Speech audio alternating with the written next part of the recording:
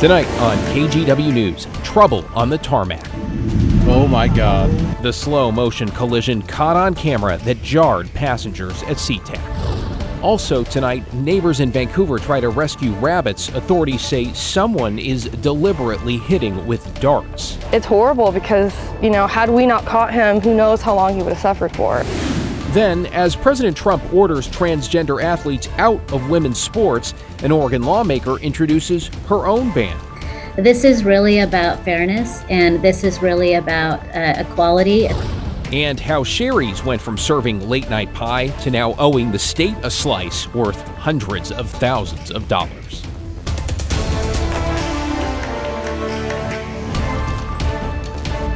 Good evening, everyone. David Mulco here with you on this Wednesday night, where it appears things have dried out a bit after we saw scattered rain and snow showers, even some sunny breaks throughout the day. Here's a look at some of the snow that fell at the Oregon Zoo in the West Hills earlier. Elevation equaling a little bit of accumulation, though. By this evening, whatever was left there, it appears, had all melted away. Let's get right to Chief Meteorologist Matt Spino. Matt, how's the temperature looking? Does it look like the bridges and ramps are going to freeze overnight? We're still above freezing right now, but we'll be watching them carefully. The sky is beginning to clear. Back to the Oregon Zoo we go. It's 35 degrees there up at 600 feet, so above freezing by just a few degrees. Salem, still a rain shower down in the mid-valley, 40 degrees there, so holding with the cloud cover and the rain. But when we look at some of the other temperatures around town, we're not that far above freezing right now. Let's check out the snow totals, too. Here's some of them, some of the bigger ones. Stevenson, Washington, 4 inches. Chinook up in Pacific County had nearly 7 inches. More typical, though, is what fell in Gaston and Aloha, inch and a half. Same thing down in Corvallis. But we are done with that for now. Timberline, though, foot new in the last 24 hours, 16 degrees. Another great powder day on the way tomorrow. Okay, back to our temperatures. Down to 33 in Beaverton, 34 King City, 33 Happy Valley. Granted, that's up at about 1,000 feet. But the point is, we're not that far above freezing, and as I mentioned, we're getting some clearing sky right now. So if the sky continues to remain clear, and it should, because the showers are pretty much over, except for that batch down in the mid-valley, you can see there. As the sky remains clear, the heat escapes, it will get colder. So there's not much more shower activity left. With that in mind, we could see icy spots on the roads in the morning until about 9 a.m. So be ready for that. Just when you head out tomorrow, just know that, hey, some of these roads might be slick, especially the side roads, the back roads, and up in the hills. We don't want to see a repeat of traffic accidents because of icy roads. David? Yeah, it never hurts to slow down. Thank you, Matt.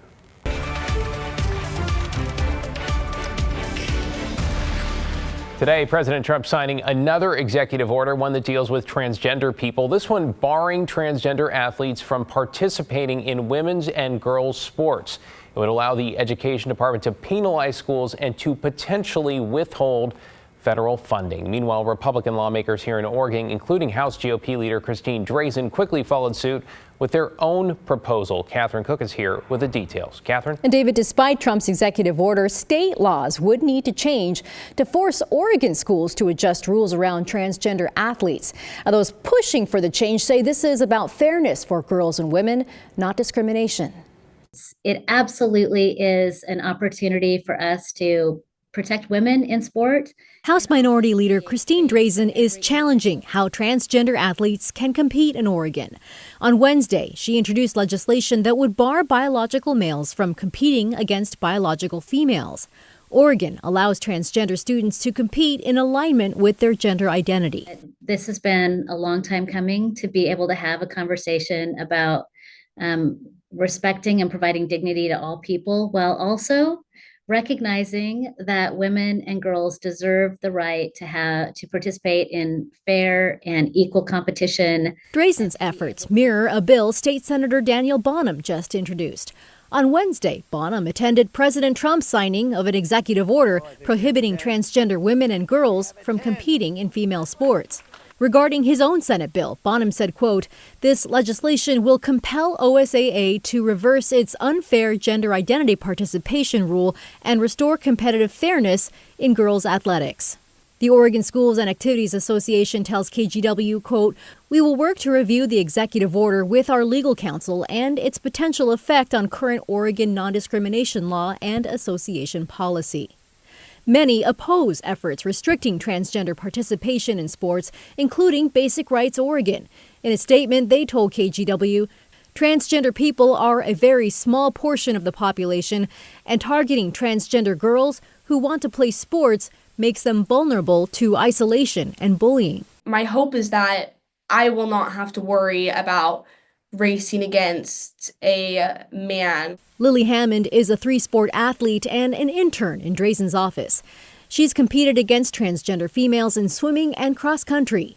Hammond suggests the number of transgender athletes is less significant than the impact some have had during major competitions. My hope is to not have to see that and not have to see my friends' dreams of becoming state athletes taken away from them because a man feels like they are a woman and wants to take that away from them. So, Catherine, I'm curious here. What did Christine Drazen have to say about if and how transgender athletes could still compete if her bill passes? Well, David, she said she hopes her bill will also create competition opportunities for trans athletes, possibly in a co-ed category. I should also mention the bill will not seek to bar trans men from competing in male sports. Important distinction there. Catherine Cook, appreciate your reporting tonight. Meanwhile, transgender rights, along with women's rights, the safety of immigrants, and President Trump's international policies were all on the minds of protesters at the Oregon State Capitol today. They're part of a one-day rally set to happen across all 50 states to speak out against the administration. We talked to a mom with a transgender son about her fears. Like, my kids are just like anybody else's kids. My transgender son is an adult and is now facing all of the things with going into the workforce, and if he wants to get a passport, now what does that look like with what's been happening? Like, these are things that no human should have to be thinking about. Protesters today were also worried about the amount of access given to Elon Musk as part of the new Department of Government Efficiency. Though it looks like some of that access will now be restricted. In an update tonight, attorneys for the Justice Department have agreed to temporarily bar staffers associated with Musk from accessing information in the Treasury Department's payment system. That is in response to a lawsuit claiming the access violated federal privacy laws. Oh my God. Oh my gosh. Oh gosh. Brody just ran into the side of the... No kidding. That's video from passengers today. During the moment, two planes ran into each other on the tarmac at SeaTac, a Japan Airlines Dreamliner, clipping the tail of a Delta 737 with its wing. Now, both aircraft had passengers on board at the time, though no one was injured. Passengers say the JAL flight had just landed and was taxiing while it waited for an open gate. The airport says the Delta flight was in the de-icing area. Here's how some passengers describe those moments. He came around one time. The gate was not ready, so he had to come around second time. That's when it happened. It almost felt like, the pilot had hit the brakes real hard is what it felt like. Passengers on the Delta plane were moved to another aircraft to fly on to Puerto Vallarta. The FAA says it is investigating. To get you caught up on tonight's other headlines now, Portland police have arrested a man they say was threatening people in Old Town with a machete. Authorities say they were called to Northwest NATO near the Steel Bridge around 4 this afternoon. When officers arrived, they say the suspect swung at them and then walked away. They were able to corner him inside a courtyard at an apartment complex. One of the apartment buildings was evacuated while people were told to stay inside with their doors locked. Police say the suspect surrendered peacefully around 8. No word on any charges. Well, nurses will start voting tomorrow on a tentative contract agreement with Providence that could end the largest healthcare workers strike in Oregon history. As we reported last night at 11, the deal includes nurses at all 8 of its hospitals, though on the picket lines today, it was clear not all union members were on board. I hope that our nurses have a resounding no today, and I hope that puts them in their place a little bit, that what they're offering is not acceptable and we need more. The contract includes wage increases and addresses some staffing concerns, but nurses we talked to say it doesn't go far enough. Providence was able to work out a separate deal with nurses and doctors at the Providence Women's Clinic. Those employees voted to approve that contract and are expected to return to work tomorrow. And the Oregon Lottery has now sent restaurant chain Sherry's to collections, alleging it owes the state some $900,000. The Beaverton-based chain shut down all its locations months ago.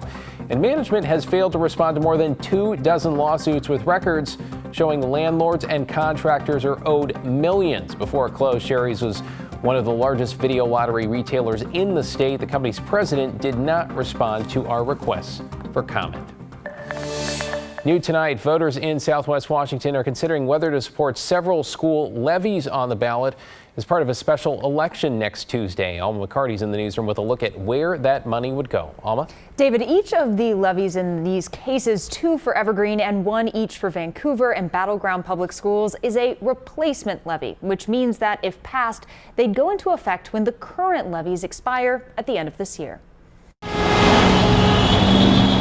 On a busy street corner in Clark County, Evergreen educators and employees urge voters to say yes in the upcoming special election, including Heather Fowler. We have a technology levy, and then we also have our EP&O levy, and our levies count for 13% of our overall budget.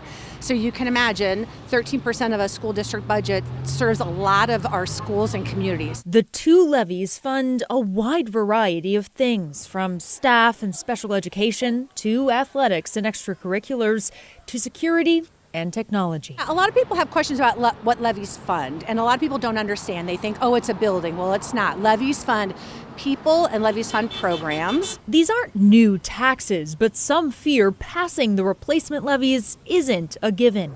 Those opposed to the levies writing in the voter pamphlet that this is an expensive tax for, quote, student failure year over year. Not passing the levy would be detrimental to our communities. Over at Vancouver Public Schools, a similar levy posed to voters covers technology upgrades, safety improvements, and building system repairs. Jessica Roberts with the district explains. It's designed to maintain a tax rate. And essentially, it's just going to be to replace things that are aging out. The purpose of this and the other levies, according to the district, is to address the gap between what the state funds and what it costs to run a school. I just want taxpayers to know what the money will actually be going towards so they can make an informed decision about whether they want to support this levy or not. In Battleground, Superintendent Denny Waters acknowledged their levy may also be difficult to pass, but hopes voters see the value. And so while we try to be cognizant about the impact for our community members and our local taxpayers, we do also recognize that, this is something that's instrumental and necessary for us to be able to provide the services that we want for a strong educational program for our students. Waters also mentioned how the last levy helped them reinstate middle school sports in Battleground, something he said has been quite successful.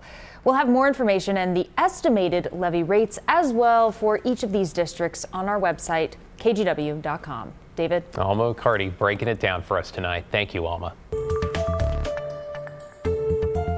In Olympia, state lawmakers are considering a price cap on certain Uber or Lyft rides. This would apply during major events like the World Cup next year, but it does not limit the total cost of the ride. Follow us here. Instead, it says rideshare companies could only charge 20% more than what the drivers actually make for each ride. This is for special events. So if a driver gets $10, the most a rider could be charged is $12. Drivers are trying to argue that this would limit costs for customers, though rideshare companies say it would do the opposite. In a time when we're having a national conversation about being gouged at the grocery store and gouged at the gas station, I think we shouldn't be gouging people who are just trying to get a safe ride home. This bill will not lower costs for customers. In fact, it makes some trips unprofitable unless we increase prices to cover mandatory costs. The Uber spokesperson there arguing that a lot of the difference between the price a customer pays and what the driver gets goes to taxes and fees, not company profits. We will see.